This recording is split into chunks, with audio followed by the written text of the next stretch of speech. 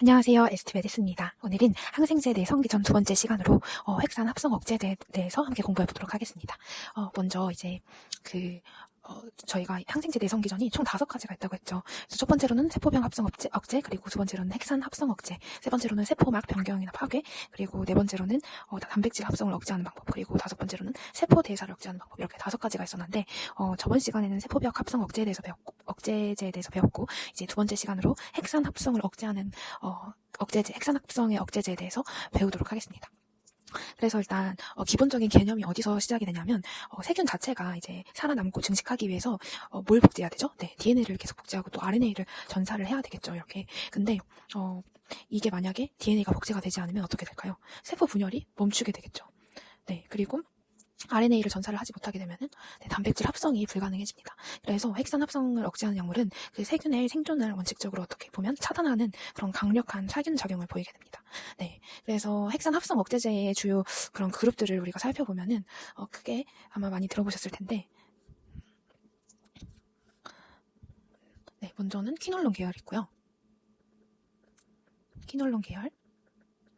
그리고 두 번째로는 리판핀.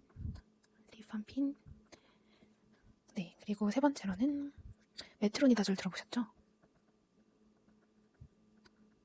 그리고 네 번째로는 폴레이트, 대사 억제제, 엽산이죠. 네, 이렇게 크게 4가지 정도로 우리가 볼 수가 있습니다. 네, 이 중에서 일단 처음으로 퀴놀론 계열에 대해서 한번 이야기를 해보면 좋을 것 같아요. 퀴놀론 계열에 이제 표적이 되는 게 바로 DNA 자이라이즈랑 토포 아이소메레이즈 4 두 가지입니다. 네, 제가 써드릴게요. 두 가지가 DNA 자이라이즈 그리고 토포 아이소메레이즈, 이 두 가지가 표적이 되게 됩니다. 그래서 이 DNA 자이라이즈 같은 경우에는 그람 음성균에서 표정이 되고, 토포 아이소메레이즈 4 같은 경우에는 그람 양성균에서 특히 중요하다. 이거를 우리가 기억을 해두면 좋을 것 같습니다. 이거에 대해서 조금 더 자세히 말씀을 드리면, 이제 그 세균의 염색체 DNA가 원형이잖아요. 그리고 길이가 되게 길어서 그런 슈퍼 코일링이라고 하는데 꼬임이 발생을 합니다. 그래서 이 DNA를 복제를 하려면 그 복제 분기점이라고 하죠. 네, replication fork라고 하는데 이 복제 분기점의 앞에 어떤 그 양의 꼬임을 풀어야 되고 복제가 끝난 다음에는 또 서로 엉겨붙은 그런 고리를 이제 분리를 해야지 세포 분열이 가능하게 됩니다. 네, 그래서 그때 이제 얘네들이 역할을 하는 거예요. 그래서 그런 꼬임 조절이랑 분리 작업, 이 두 가지가 중요한데, 이 두 가지를 맡은 효소가 이제 토포 아이소메레이즈이고, 또 그 중에서도 이제 세균에서 되게 핵심이 DNA 자이라이즈랑 토포 아이소메레이즈 4 이 두 가지가 되겠습니다. 그래서 이게 이 둘 다가 이제 타입 2 토포 아이소메레이즈고 ATP를 사용을 합니다. 네, 거기까지는 몰라도 될 것 같고, 이 두 가지가 그냥 중요한 역할을 한다. 이 세균 그 세균이 DNA 복제를 하기 위해서 네, 그런 꼬임 조절과 분리 작업이 필요한데, 그럴 때 DNA 자이라이즈랑 토포 아이소메레이즈 4가 중요한 역할을 한다. 그래서 이걸 공격을 하면은 우리가 이 세균의 어떤 복제나 이런 걸 막을 수 있지 않을까, 이런 아이디어로 시작이 된 겁니다. 네, 그리고 이제 그 DNA 자이라이즈 같은 경우에는 그런 슈퍼코일을 만들어주는 그런 역할을 해요, 얘는. 네, 그래서 이 세균의 아까 이 두 개가 타입 2 토포 아이소메레이즈라고 했잖아요. 그래서 이 타입 2 토포 아이소메레이즈가 보통 자이레이즈 A, 자이레이즈 B 이렇게 두 소단위로 구성이 되거든요. 그러니까 DNA 자이라이즈 서브 유닛 A랑 DNA 자이라이즈 서브 유닛 B 이렇게 두 개로 구성이 두 개의 소단위로 구성이 되는 거죠. 네, 그래서 이 DNA 자이라이즈의 핵심 역할이 무엇인가? 네, 이게 뭐냐면 그 ATP를 써가지고 DNA에 그 음성 꼬임을 넣어주게 됩니다. 그래서 이 기능이 세균에 되게 특이적이어서 사람 효소엔 거의 없대요. 그래서 세균에 특이적이어서 항생제의 표적이 되는 거예요. 네, 이 색깔을 바꿔서 이 DNA 자이레이즈의 역할 중에 하나가 그런 그 음성 스펄코일 네, 여기에 이제 사용이 되는 거죠. 그 ATP를 써서 DNA에 음성 꼬임을 넣어준다. 근데 이게 되게 세균에 특이적이다. 세균에 특이적이다 했을 땐 우린 그걸 이용을 해야 되는 거죠. 그래야지 사람에게 해를 안 입히고 세균만 죽일 수 있으니까. 네. 그리고 이제 두 번째로는 복제 분기점에 어떤 앞에 그 플러스 꼬임이 있거든요. 그런 그 꼬임을 해소를 해주는 거죠. 그래서 그런 복제 진행 중에 그 폴크 앞에 쌓이는 어떤 플러스적인 양의 꼬임을 잘라서 풀어주는 그런 역할을 합니다. 네. 그래서 그런 음성에서는 그 자이레지가 더 주된 표적이고 그 생존에 되게 특히나 중요하게 됩니다. 네. 그래서 한마디로 자이레지는 음성 꼬임을 넣고 양의 꼬임을 또 풀고 그래서 복제가 굴러가게 해주는 역할을 한다. 그걸 우리가 알면 좋을 것 같고 그리고 이제 토프 아이소모레이즈 4를 보면은 이거 역시도 타입 2 토프 아이소모레이즈잖아요. 네. 그리고 얘는 88이 소단위로 구성이 되고요. 그래서 이 토프 아이소모레이즈 4 같은 경우에는 이 친구도 핵심 역할이 두 가지 정도가 있는데 그 디카터네이션을 합니다. 네, 이게 뭐냐면 복제가 끝난 뒤에 서로 되게 얽혀있는 어떤 두 딸 염색체 고리를 깨끗하게 분리를 해주는 그런 역할을 하는 거예요. 네, 염색 분리 두 딸 염색체 고리를 분리한다. 이렇게 얽혀져 있는 거를 깨끗하게 분리한다. 이 역할을 알고 있으면 될 것 같고 그리고 이제 네. 그 양의 슈퍼코일을 완화를 하는 거죠. 네, 플러스 그 포지티브 그 플러스 슈퍼코일을 완화를 해주고 그래서 이제 복사 전서 중에 생기는 그런 양의 꼬임을 풀어주기도 하는 역할을 하는 거죠. 아까 DNA 자이레이즈는 마이너스 슈퍼코일이었는데 얘는 양의 슈퍼코일을 완화를 해준다. 그러니까 이제 DNA 자이레이즈 같은 경우에는 이 마이너스 슈퍼코일을 넣어줬던 거였어요. 푸는 게 아니라. 근데 이 토프 아이소모레이즈 4 같은 경우에는 플러스 슈퍼코일이 된 거를 이제 풀어주는 완화시키는 역할을 합니다. 얘는 좀 넣어줬고요. 네, 그래서 그럼 양성에서는 그 토프 4가 더 주된 표적으로 작용을 한다.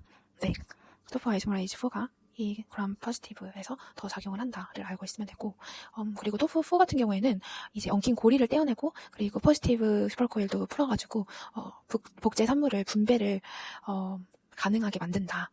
네. 이런 중요한 역할을 한다를 알아두면 좋을 것 같습니다. 네. 그러면은 이 퀴놀론 계열이 이 두 가지의 작용을 한다는 거였죠. 그럼 얘는 어떻게 죽이게 될까? 퀴놀론은 세균을 어떻게 죽일까를 생각을 하면 표적은 아까도 말씀드렸던 것처럼 DNA 자이레이즈랑 토프 아이소모레이즈 4가 될 것이고요. 그래서 기전을 살펴보면 일단 퀴놀론이 그 효소 DNA가 되게 일시적으로 이중 가닥을 그 자른 상태를 클리비지 컴플렉스를 안정화시켜 버립니다. 그래서 원래 정상이라면 이제 효소가 DNA를 자르고 그렇죠? 효소가 DNA를 자르잖아요. 그런 다음에 다시 이어가지고 꼬임을 조절하는 역할을 했죠. 네, 근데 이 자른 상태에서 안정화시켜 버리는 거예요. 그래서 퀴놀론이 결합을 하게 되면 원래 잘랐던 걸 다시 이어 붙여야 되는데 그게 막혀서 절단된 것만 남은 DNA 이중가닥이 막 생기는 거죠. 그러니까 그 DNA 이중가닥의 그런 파괴가 누적이 되게 되는 거죠. 네. 그래서 이렇게 잘라낸 다음에 다시 이어 붙이기를 해야 되는데 그게 되지를 않는 겁니다. 왜냐하면 퀴놀론이 결합을 했기 때문에. 네, 그래서 그 복제 폴크가 무너지게 되고 복제가 중단이 되게 되고 그리고 전사기구랑 이제 충돌을 하면서 좀 치명적인 DNA 손상이 생겨서 박테리사이달이라고 살균성으로 세균이 이제 사멸을 하게 되는 거죠. 네, 그런 역할을 한다. 그래서 이거에 대한 대표적인 약물이 뭐냐면 이제 시프로플록사신이랑 레보플록사신, 묵시플록사신 이런 것들이 있습니다. 네. 그래서 이 퀴놀론 계열에서는 약이 시프로플록사신, 레보플록사신 그리고 묵시플록사신. 네. 그래서 이 시프로플록사신 같은 경우에는 이제 특히나 그러니까 자이레이즈 그람 네거티브에서 자이레이즈 표적이 강해요. 네. 그리고 레보플록사신이나 묵시플록사신 같은 경우에는 토프 아이소모레이즈 4의 친화도가 상대적으로 높아서 그런 뭐 호흡기 관련된 폐렴 구균이나 이런 거에 적합하겠죠. 네. 그러니까 한마디로 말하면 여기에 이제 얘네에 해당되는 게 얘고 얘네에 해당되는 게 얘라고 생각하시면 돼요. 네. 그래서 이제 시플록사신 같은 경우에는 우리가 예를 들면 뭐 수도모나스 같은 거는 그럼 음성균이잖아요. 그러니까 그런 음성균에 더 잘 반응하는 게 시플록사신이겠죠. 그렇죠? 그리고 아까 말씀드린 것처럼 뭐 폐렴 구균 이런 것들은 이제 토프 아이소모레이즈 4가 이제 그 4의 친화도가 높은 그런 그 폐렴구근 같은 경우는 이제 토포 아이소메라이즈 4 친화도가 상대적으로 높다. 그런 레보플록사신이나 목시플록사신을 사용한다. 네. 그래서 이렇게 알고 계시면 좋을 것 같습니다. 그래서 한마디로 자이레이즈 같은 경우에는 그런 그 네거티브 스펄코일을 도입을 하고 양의 꼬임을 해소하고 네, 이런 역할을 했죠. 그래서 그런 복제의 진행성을 보장하는 역할을 했고, 토프 아이소메라이즈 같은 경우에는 그 딸 염색체를 분리하고, 그리고 이 포지티브 스펄코일을 좀 이렇게 해소를 하고, 네, 그래서 분배와 분열을 보장을 했죠. 네, 그래서 이 둘 다 없게 되면은 DNA가 제대로 복제나 분리가 되지 못해가지고 세균의 분열이 실패를 하게 되면서 사멸이 된다. 네, 박테리얼 사이달 역할이 박테리얼 사이달이라고 해서 사멸이 돼버린다. 그래서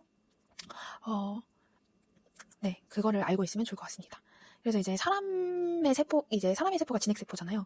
여기에도 이제 토포 아이소메라이즈 2가 있는데, 그 세균의 자이레이즈랑 토포 아이소메라이즈 4랑 그 사람 거랑은 그런 구조랑 서열이 달라서, 사람은 이제 퀴놀론의 친화도가 낮아요. 네, 그리고 이제 특히나 이제 음성 슈퍼코일을 도입하는 능력이, 아까 세균 퇴이적이라고 했잖아요. 네. 그래서, 얘가 이제 선택적인 표적이 돼버립니다. 네. 좋은 거죠. 네, 그렇게 알고 있으면 될 것 같습니다. 그래서 이제 아까 말씀드렸던 것처럼 그 시플로플록사신 같은 경우에는 네, 그런 되게 복잡성 UTI나 신우신염 아니면 장관 감염이라던가 녹농균 이럴 때 이 시플로플록사신을 사용을 하고, 레보플록사신이나 목시플록사신 같은 경우에는 지역 사회 획득 폐렴, 그러니까 폐렴 구균이나 비정형적인 것을 커버를 할 때 네, 사용을 하고, 그래서 요약을 하자면 이제 DNA 자이레이즈 같은 경우에는 이 음성 슈퍼코일을 넣고 양의 꼬임을 풀어서 복제가 굴러가게 했잖아요. 그렇죠? 그리고 이 토포 아이소메라이즈 같은 경우에는 딸 염색체를 분리하고 양의 꼬임을 풀어서 분열이 가능하겠다. 그런 각각의 역할이 있다. 그래서 이거를 막으면 된다. 이걸 막음으로 인해서 항생제 역할을 사용한다. 그 중에 하나, 그게 이제 바로 퀴놀론이었는데, 이 두 효소가 다른 DNA를 다시 잊지 못하게 하고 또 이중 가닥 절단을 계속 누적을 시켜가지고, 네, 그러니까 DNA 자른 거를 잊지 못하게 하니까 이중가닥 절단된 게 계속 누적이 될 거 아니에요. 그런 거를 이제 유도하는 그런 억제제가 되고, 그래서 살균성이다. 네. 그리고 그램 네거티브에서는 주로 이 자이레이즈. 네. 그리고 이 그램 포지티브에서는 주로 토포 아이소메라이즈 4가 일자 표적이 된다. 네. 그리고 자이레이즈 A, 팔시. 이거의 변이가 내성의 핵심이다. 이 정도만 알고 있으면 충분할 것 같습니다. 그리고 내성에 대해서도 우리가 공부를 해야 되는데, 이 퀴놀론 내성이 몇 가지가 있어요. 그래서 예를 들면 먼저는 이제 타겟 뮤테이션이죠. 그래서 자이A랑 자이B가 DNA 자이레이즈의 서브 유닛이거든요.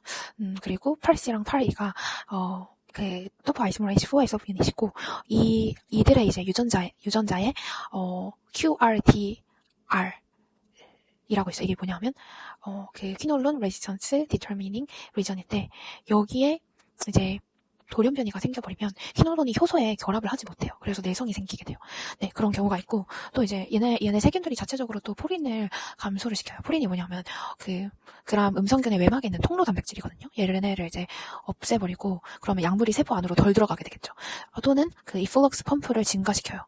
이게 뭐냐면 그 이플럭스 펌프라고 해서 약물을 세포 밖으로 그렇게 적극적으로 내보낼 수 있는 그런 건데, 그런 거를 이제 증가시킴으로 인해서, 그래서 이 플럭스 펌프가 업 레귤레이션 됨으로 인해서 이제 효과가 없게 됩니다. 그래서 예를 들면은 ACR, AB12C, 네, 이런 엔테로박테리아 같은 경우, 그리고 뭐 웩스 AB, OPRM 이런 거는 수도모나스 같은 경우가 해당이 되고요. 그리고 세 번째 경우로는 이제 플라스미드 맥의 내성이 있어요.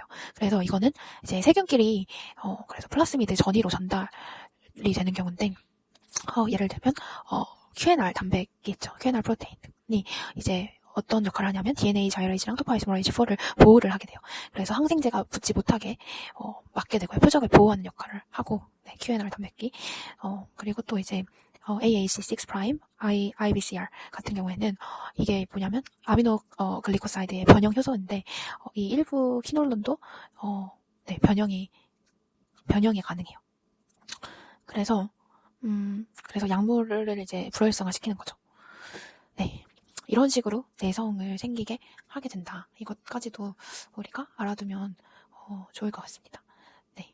그래서 근데 이 많은 그런 내성 기전 중에서도 이제 그 자이에이랑 파크시 변이, 네. 그래서 QRDR 이게 좀 내성의 핵심이다.